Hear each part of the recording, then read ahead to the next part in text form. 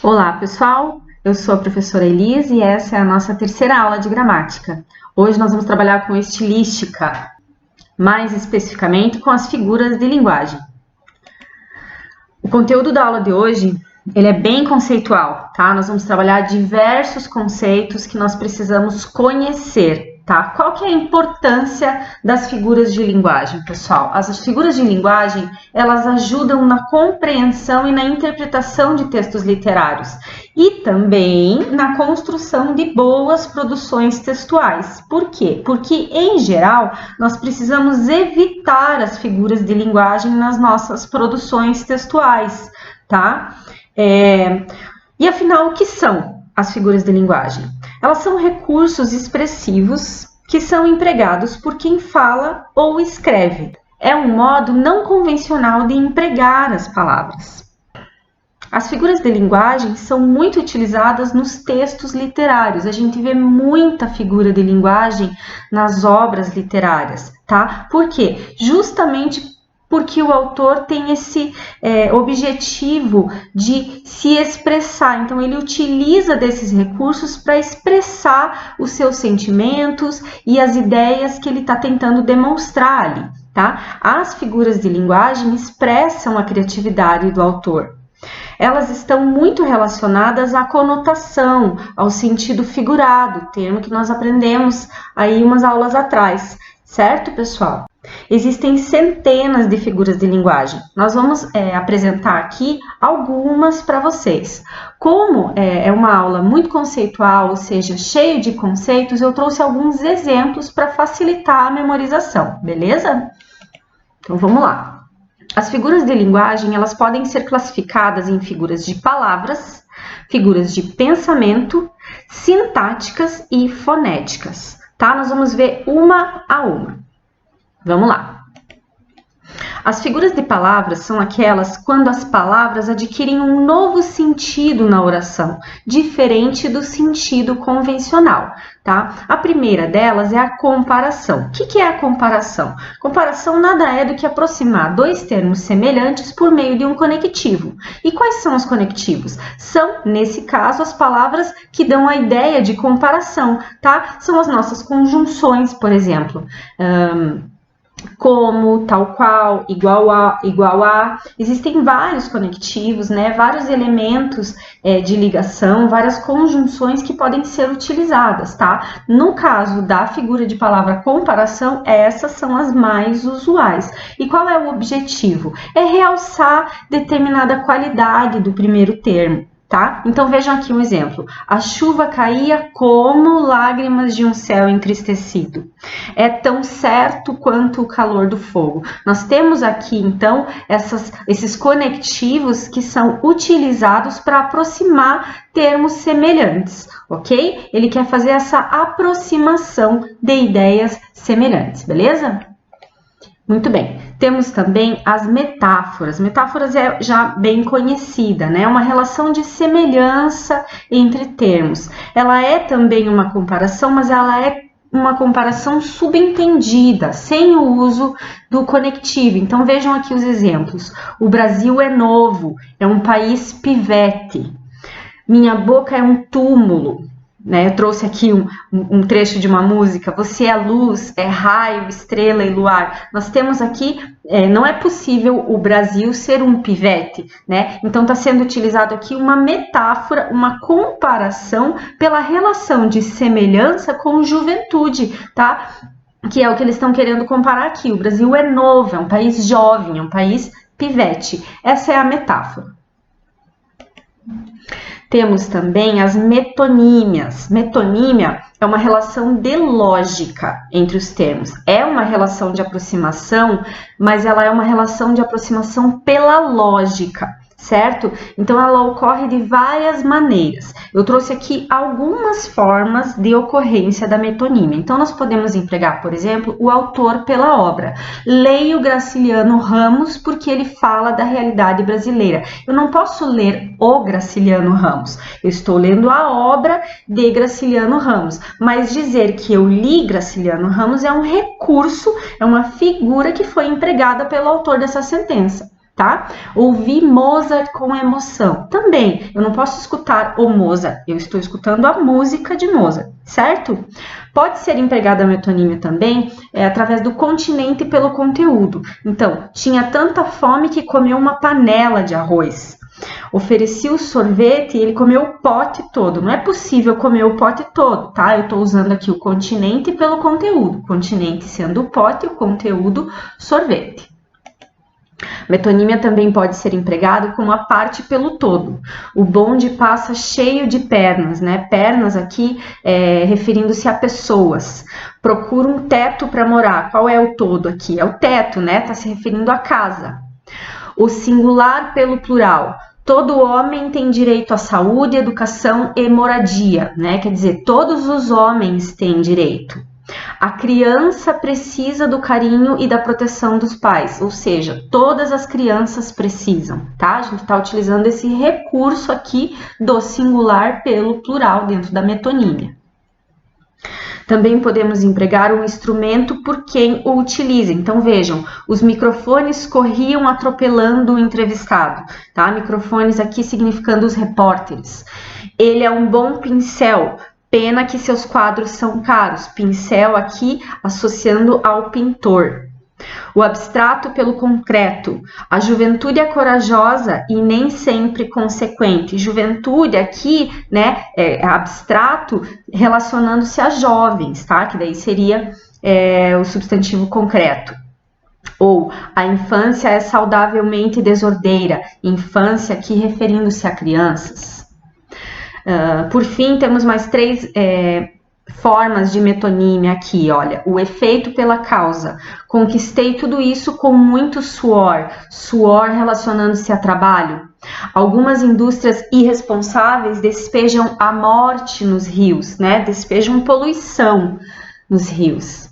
A matéria pelo objeto, os bronzes tangiam, avisando a hora da missa. Aqui estava querendo se referir a sinos, né, feitos de bronze.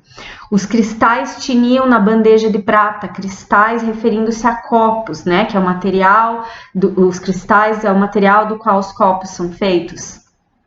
É muito comum no nosso dia a dia nós utilizarmos um tipo de metonímia do produto pela marca. Então, não aponte lápis com Gillette, né? São lâminas de barbear, mas a gente utiliza Gillette porque esse nome já está consolidado. Que boa para referir-se à água sanitária, Band-Aid para curativo, autoadesivo, né? Ainda dentro das figuras de palavras, temos a perífrase.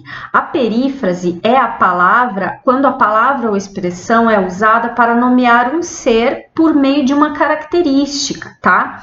Para pessoas, o termo que se utiliza é antonomásia, tá? Então, veja aqui alguns exemplos de perífrase.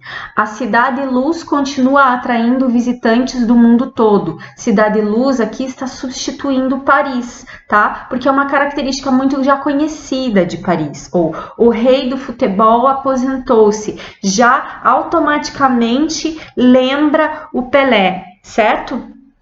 Então, essa é a perífrase. Muito bem. Temos a catacrese. Catacrese é quando um termo é empregado com o significado de outro por falta de uma palavra própria para nomear determinados seres, como, por exemplo, o braço da poltrona, maçãs do rosto, beleza? Catacrese. A sinestesia é a mais bonita das figuras de palavras, tá? É quando você une palavras que revelam impressões sensoriais diferentes. Então, vejam, o cheiro doce e verde do capim, né? A gente sabe que o cheiro não pode ser doce e verde, né? Principalmente verde, mas é um recurso que está sendo utilizado ali para deixar essa oração mais bonita, tá? Um doce abraço. Então, essa é a sinestesia. Temos também as figuras de pensamento. Figuras de pensamento são combinações de palavras quando o conteúdo da frase expressa um jogo de conceitos, tá? Vamos ver alguns exemplos. A antítese, por exemplo. Eu gostaria que vocês associassem antítese com antônimo. Por quê? Porque é a aproximação de termos de sentidos opostos, ideias contrárias. Então, vejam, tristeza não tem fim. Felicidade, sim. tristeza e felicidade, né? Sentidos opostos. Uma noite longa para uma vida curta, certo? Eu preparo uma canção que faça acordar os homens e adormecer as crianças. Percebam que são todas ideias opostas, que têm sentidos contrários. O paradoxo é uma frase de sentido aparentemente absurdo porque resulta da união de ideias contrárias. São ideias que se excluem. Então vejam, para se viver do amor, há que se esquecer o amor. Para conhecer o meu interior, é preciso sair de mim. Mudaram as estações e nada mudou. Percebam, então, que tem é uma ideia mais ou menos absurda, tá? Porque resulta da união de ideias contrárias, beleza? São recursos empregados aqui. Eufemismo é bem conhecido, né? Atenuar o sentido de uma frase substituindo uma expressão por outra. Então é aquela coisa, o prisioneiro faltou com a verdade. Não, o prisioneiro mentiu, mas a gente utiliza faltou com a verdade para atenuar, para abrandar, tá? O sentido inicial. Os políticos esqueceram de devolver o dinheiro aos cofres públicos. Partiu dessa para uma melhor, tá? O eufemismo é atenuar, beleza? Hipérbole. Hipérbole é exagero. Relacionem hipérbole com exagero. A gente exagera para tornar uma ideia ainda mais expressiva. Então, eu morro de medo de aranha. Não, você não vai morrer de medo de aranha, tá? A gente utiliza essa expressão para reforçar a ideia, para tornar ela ainda mais expressiva.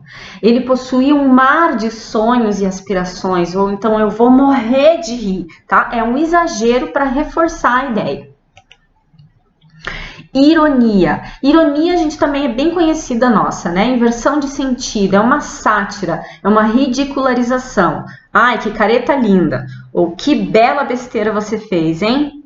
Cada vez que você me interrompe, eu percebo o quanto você é bem educado. Percebo, então, tem que é uma ironia, né? Uma inversão de sentido. A gente está fazendo uma sátira, usando uma ideia contrária do que a gente realmente quer dizer.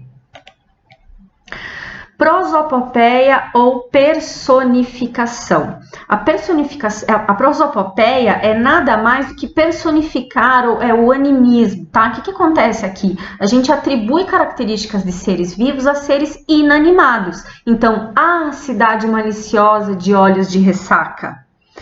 O vento beija meus cabelos, as ondas lambem minhas pernas. Bom, o vento não pode beijar, as ondas não podem lamber, né? A cidade não pode ter olhos, mas a gente está personificando seres inanimados aqui, tá? Como um recurso também, beleza? Figuras de pensamento. Apóstrofe. Apóstrofe é a interrupção realizada para se dirigir a pessoas ou coisas em meio ao discurso. É quando você chama a pessoa, tá? Então, ó espíritos errantes sobre a terra, ó velas enfunadas sobre os mares, vós bem sabeis quanto sois efêmeros, tá? De Castro Alves aqui. Apóstrofe é isso, se dirigir a pessoas ou coisas no meio do discurso, certo? Gradação ou clímax. Essa aqui, pessoal, é a apresentação de ideias dentro de uma sequência, tá? Então vejam, eu sou, eu fui, eu vou. É uma sequência. Tudo cura o tempo, tudo faz esquecer, tudo gasta, tudo digere, tudo acaba. Ou um coração chagado de desejos, latejando, batendo, restrugindo, tá? Isso é a gradação, fazer uma gradação das ideias, sequenciar as ideias. Entraremos agora nas figuras sintáticas. As figuras sintáticas são o quê? É uma organização não usual dos termos na frase. Vamos começar pela elipse. Elipse, lembrem-se do sujeito oculto, né? Que nós chamamos de sujeito oculto ou elíptico. Então, a elipse nada mais é do que ocultar um termo. Ele fica subentendido dentro da sentença, mas ele é facilmente identificado. Vamos ver aqui os exemplos. À direita da estrada, sol. À esquerda, chuva. Percebam que houve a emissão do verbo havia aqui, né? À direita da estrada, havia sol. À esquerda, chuva. O termo havia foi omitido. Tem uma música bem famosa, se não eu, quem vai fazer você feliz? O correto seria, se não sou eu, quem é que vai fazer você feliz? Mas para caber, para encaixar ali dentro da música, foi feita essa elipse dentro das orações, beleza? Ok. Zeugma. Zeugma é o ocultamento de um termo, só que esse termo já foi expresso anteriormente, tá? Então vejam, nem eu o ouvi, nem ele a mim. Nem ele a mim o quê? Foi omitido aqui o verbo ouviu, que já tinha sido citado anteriormente, beleza? Hipérbato. Hipérbato é a inversão da ordem natural, ou seja, da ordem direta dos termos na oração. Aqui sintaxe pura, tá? Um dos exemplos mais conhecidos de hipérbato é o nosso hino nacional. Nosso hino nacional é repleto de hipérbatos, pessoal. Vejam aqui. Ouviram do Ipiranga as margens plácidas de um povo heróico o brado retumbante. A ordem natural, a ordem direta dessa oração seria: as margens plácidas do Ipiranga ouviram o brado retumbante de um povo heróico. Percebam, então, que houve uma troca dos termos que normalmente são empregados dentro da oração, tá? Temos o exemplo abaixo ali, ó. Viajam cansados os pescadores de ilusões, tá? A ordem natural seria o quê? Os pescadores de ilusões viajam cansados. Então, o hipérbato é isso, é um recurso no qual é feita a inversão da ordem natural dos termos nas orações. Há também o pleonasmo. O pleonasmo também é uma figura mais conhecida, né? Então, o que é? É repetição de um termo ou reforço do seu significado, tá? Choramos um choro sentido, mas nos refizemos logo, tá? Então, você fica repetindo esse termo para enfatizar o que está acontecendo, tá? Choramos um choro, rimos um riso, por exemplo, beleza? Assíndeto. Assíndeto é assim, pessoal. Síndeto são conjunções, conectivos, tá? São aquelas palavras que unem as frases e orações, que compõem, que ajudam a compor frases e orações. Então, assíndeto, sempre que houver o prefixo a, a gente associa a negação, certo? Então, assíndeto é o quê? É a supressão do conectivo na sentença. Então, vejam, o cantor interpretava a canção, o público vaiava. Ele parou, quebrou o violão, saiu do palco. Percebam que não temos conectivos aqui, né? Normalmente, nós teríamos o quê? O cantor interpretava a canção e o público vaiava. Porém, o público vaiava. Ele parou, quebrou o violão e saiu do palco. Tá? Então, nessas orações aqui, nós temos a ausência do conectivo, assíndeto, a ausência do síndeto. E temos também, ainda aproveitando a ideia do síndeto, a repetição do conectivo que nós chamamos de polissíndeto, tá? Então, vejam, e falei, e gritei, e gesticulei, e pedi ajuda, tá? Então, esse é mais um recurso que é empregado muitas vezes pelo autor, tá? Repetição do síndeto para reforçar as ideias. Anacoluto é o seguinte, é quando há uma interrupção da estrutura sintática para introduzir uma ideia inesperada. Então, o que acontece aqui? Uma quebra na expectativa do leitor. O leitor está esperando que vá ser dito uma coisa e diz-se outra. Ela tem que estar relacionada à ideia, tá? Mas não é exatamente o que o leitor esperava. Então, vejam, umas moedas velhas caídas no fundo da gaveta, nós descobrimos o seu valor depois que o colecionador as quis comprar. Ou, a maioria dos amigos de hoje, não se pode confiar neles. Os nordestinos, quando chegam em família, entre sacos e sacolas na estação central, eu acho que merecem mais do que uma reportagem. Então, percebam que tem uma interrupção, uma quebra na expectativa do que a gente está esperando vir, né? anáfora ou repetição. Anáfora é a repetição de uma expressão para enfatizar o seu sentido, tá? Ela contribui com a materialização dessa expressão de forma proposital. A gente vê muito isso em músicas, tá? Então, eu trouxe aqui um exemplo, né, do Sidney Magal. Quero vê-la sorrir, quero vê-la cantar, quero ver o seu corpo dançar sem parar. Percebam que ele repete quero ver 3 vezes dentro dessa música, tá? Ele está querendo que essa expressão se materialize. Na solidão, solitude, na solidão entrei, na solidão perdi-me, nunca me alegrarei, tá? Repetição. Silepse. Silepse é a concordância com a ideia e não com os termos que são expressos na frase. Então, nós temos 3 tipos. A silepse de gênero, de número e de pessoa. Vamos lá. Nossa Excelência ficou cansado com o discurso. Percebam que há aqui uma troca na concordância, né? Vossa Excelência ficou cansada, mas aqui está se referindo ao sujeito da Vossa Excelência, que muito provavelmente é homem. Tá? A antiga São Paulo da Garoa é uma das maiores cidades do mundo, né? Percebam que há aqui também uma troca de concordância, beleza? De número, o bando de moleques brincava com pipa, não ouviam nem buzina, nem chamado da mãe. O verbo ouvir aqui deveria concordar com o bando, ele deveria estar no singular, mas não, é feita essa silepse aqui, tá? Essa alteração na concordância da frase. Ou de pessoa, os brasileiros somos muito hospitaleiros, tá? Também aqui uma silepse de pessoa. A onomatopeia é bem conhecida, né? Onomatopeia é o quê? Imitação do som ou da voz natural dos seres. Aqui, rapidinho, né? Sem o coachar dos sapos ou o cri-cri dos grilos. Então, o cri-cri aqui é uma onomatopeia, tá? O tic-tac do relógio também é um recurso, né? A onomatopeia imitando o som do relógio, beleza? Aliteração. A aliteração é a repetição de fonemas consonantais no início ou no interior das palavras. Então, vejam, ele era bruto, bravo, como a agreste região onde nascera e morrera. Olha quantos R's tem nessa sentença, tá? A de baixo, vozes veladas, veludadas vozes. E a última, que é uma canção, né? Minha amiga, minha mina, minha namorada. Olha essas consoantes M, N aqui, todas misturadas, tá? Então, isso é a aliteração, essa repetição dos fonemas consonantais.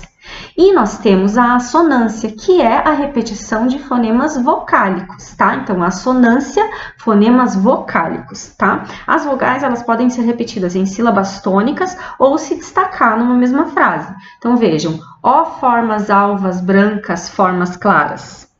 A de baixo, olha quantos is, tíbios flautins finíssimos gritavam.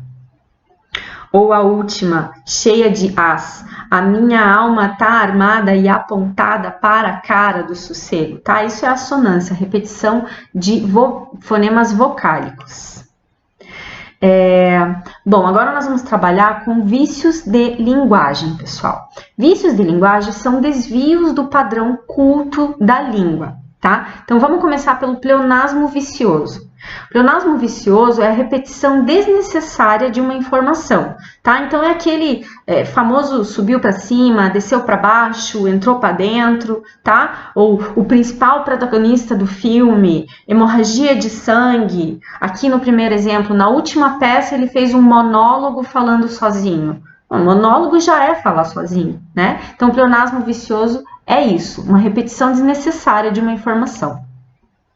O cacófato é um som desagradável ou até constrangedor que é provocado pela junção de 2 ou mais palavras. Então, vejam aqui os exemplos. Na boca dela estava a marca da agressão que sofrera, tá? Boca dela, aqui dá a sensação de que estamos falando cadela, né?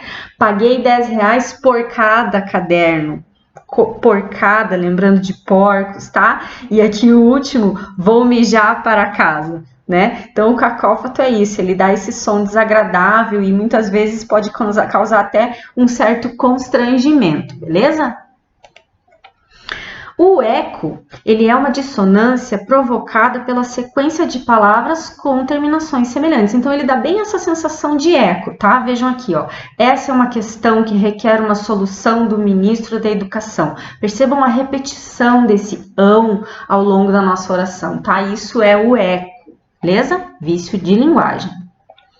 O hiato, ele é uma dissonância provocada por uma sequência de vogais. Então, vejam aqui, eu o ouvirei amanhã, ou ouço esse disco, ou ouço o outro, tá? Esse hiato, ele é provocado por uma sequência de vogais, ele dá até a gente dá até uma enrolada na hora de falar, ou ouço esse disco, ou ouço o outro, tá? Isso é hiato.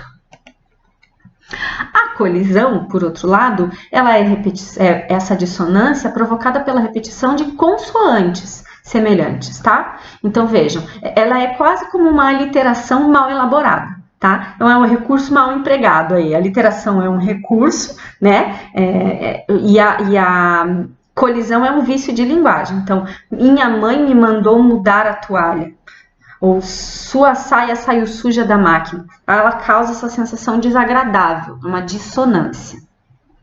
Isso é a colisão. A ambiguidade, vício de linguagem muito comum, tá? Duplicidade de sentido por falta de clareza. Então, vamos lá. O cachorro do seu irmão avançou sobre o amigo. Mas quem avançou sobre quem aqui? O amigo de quem? Tá? Então, ele causa essa confusão, a ambiguidade. Ou, tirei uma foto da minha irmã linda. Quem que é linda, a irmã ou a foto? Tá? Isso é a ambiguidade. Solecismo. Solecismo são desvios de sintaxe quanto à concordância, regência ou colocação, tá? Então, faltou muitos alunos no dia do jogo. Não, faltaram muitos alunos no dia do jogo, tá? Muito comum na linguagem oral, tá? Eu assisti o programa do Faustão. 2 erros aqui, né? Eu assisti ao programa do Faustão, né? Barbarismo. Os barbarismos, eles são desvios do padrão culto na pronúncia, na grafia, na morfologia, semântica ou no uso de estrangeirismos. Então, eu trouxe aqui um exemplo de cada. Ó, assistir ao programa educativo, tá? Aqui nós temos um barbarismo na pronúncia, né? Programa. Ele pesquisou a etimologia de muitas palavras. Está errada a grafia, né? A correta é a etimologia. Quando eu pôr o vestido, tá? Aqui temos um barbarismo na morfologia, quando eu puser o vestido. Semântico, né? Tema da nossa aula passada, ele cumprimentou o amigo, correto seria o que aqui? Cumprimentou, certo? E o show foi cancelado, que é um estrangeirismo, né? Show, na verdade, aqui na língua portuguesa seria o espetáculo, tá? Então, esse é o barbarismo. E por último, porém não menos importante, temos o plebeísmo. Plebeísmo é a utilização de palavras ou expressões vulgares, gírias, tá? Então, você utilizar cara para se referir a indivíduo, coroa para se referir a pessoa idosa. Beleza, pessoal? Então, a gente trouxe aqui as principais figuras de linguagem. Como eu disse lá no começo da aula, existem centenas de figuras. A gente selecionou aqui as mais importantes, as mais cobradas, tá? Relembrem que essas figuras, esses vícios de linguagem não devem ser utilizados nas produções textuais. Evitem ao máximo, elas podem causar erros de interpretação, dependendo do que aparecer dentro da sua redação, como o pleonasmo, por exemplo, pode causar um desconto grande na sua nota, tá? O conhecimento das figuras de linguagem envolve conhecimento da gramática. Nós temos aqui desvios de sintaxe, né? Temos erros gramaticais, erros de concordância, tá? Lembrem-se também que as figuras de linguagem são de grande importância na interpretação de textos, principalmente de textos literários, beleza? Com isso eu encerro a nossa aula de hoje, a gente se vê na aula que vem. Até mais!